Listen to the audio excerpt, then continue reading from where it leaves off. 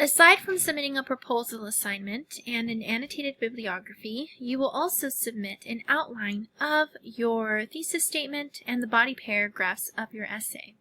This is a big assignment. It's worth 50 points out of the 200 for the research assignment. So you want to make sure that you feel confident going into this outline assignment. If you don't, make sure that you email me ahead of time and ask to discuss the assignment with me. I'm more than happy to go over this one-on-one over video chat. Overall, we will be discussing the outline in greater detail the following week. But I would like to introduce you to the assignment now so you know what's expected in the future. So the outline assignment should again provide your thesis statement and the body paragraphs of your research assignment. This outline should present complete sentences and quotes that you're planning on using from your sources and explanations as to how the ideas support the thesis statement. And I will be giving you feedback directly on this assignment. And in order for me to give you clear, direct feedback, you need to follow the outline template. Up until this point, I haven't been assigning very prescriptive assignments. I've pretty much, or feel that I have been giving you kind of free rein on how you develop your essays as long as you have a clear thesis statement and your body paragraphs support that thesis statement. But because this is a 1,500 word essay at least, it should probably be about 8 pages or so. You want to make sure that you're constantly reminding your reader what the overall purpose of your essay is, and to ensure that you do that, developing an outline will be very helpful. So I have a link here to the outline template, and if you click that, it'll take you to the template on a Google Doc. Make sure that you copy and paste this into your own Google Doc or a Word document because you can't type into this directly. I'm only sharing it with you.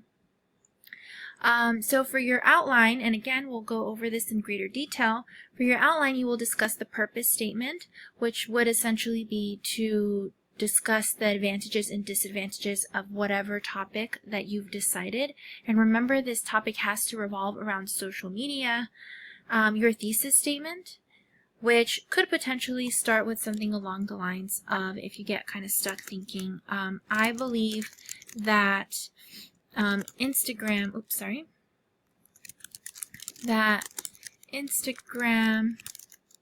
has greater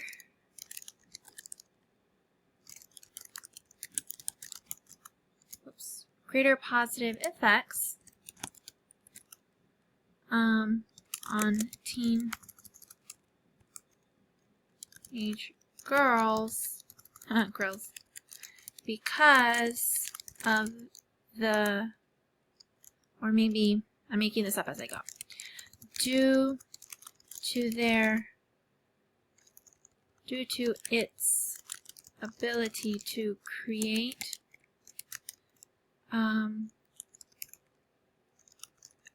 communities.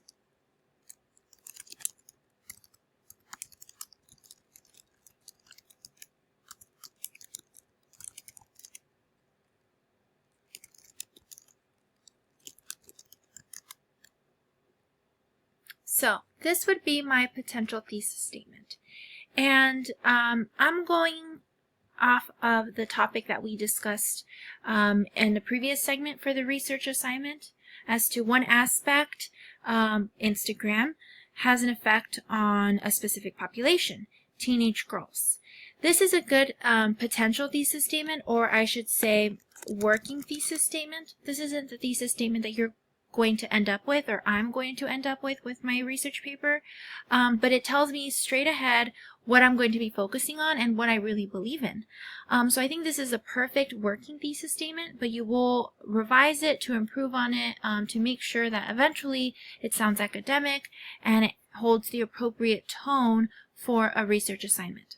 But for the outline, however, this would be a good thesis statement. Now, your body paragraphs would go here as follows. And again, I'm going to go over this in greater detail in Module 14. But something I want you to emphasize on is this part here. And this is what I'll be focusing on next time we review the outline. Make sure that at the end of every single one of your body paragraphs for the outline, you're clearly explaining how the supporting points 1 and 2, how that is really supporting the thesis statement overall. And that's really big because it's a nice reminder for your reader as to why you're giving them all this information. If you're just throwing a ton of advantages and disadvantages, but you're not really discussing how these advantages and disadvantages are important to your overall topic, you might potentially lose your reader. So these explanations or nice wrap-ups or link backs to your thesis statement are very helpful.